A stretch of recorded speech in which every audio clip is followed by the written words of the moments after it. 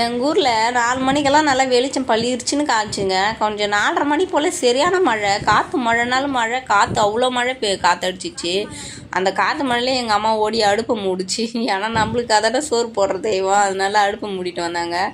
அப்புறம் கொஞ்ச நேரம் பார்த்தா ஹெவியான காற்று 4:15 4:30 மணிக்கு போல் என்னடா இவ்வளோ 10 நிமிஷத்தில் இவ்வளோ காற்று மழை திடீர்னு வந்துச்சுன்னு பார்த்தா மழை அது வரைக்கும் நிற்கவே இல்லைங்க. அப்போ போனால் கரண்ட்டும் வரவே இல்லை. சரி நாங்களும் மழை நிற்குன்னு பார்த்துக்கிட்டு அப்படியே மழை பெய்யுது வேடிக்கை பார்த்துன்னு இருந்தால் மழை நின்ன படை கிடையாது.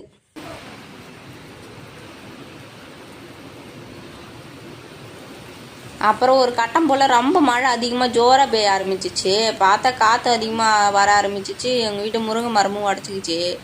சரி போனால் போதுன்னு சொல்லிவிட்டு சரின்னு சொல்லிட்டு கொஞ்சம் நேரம் அப்படியே பார்த்துட்டு இருந்தோம். மழை வருது, என்னடா பண்ணுறது, இந்த நேரம் பார்த்து நம்மளுக்கு வயிற்ற கலக்குது, என்னடா பண்ணுறதுன்னு சொல்லிட்டு உக்காந்துட்டு இருந்தா அப்புறம் சரின்னு கொல்லி பக்கம்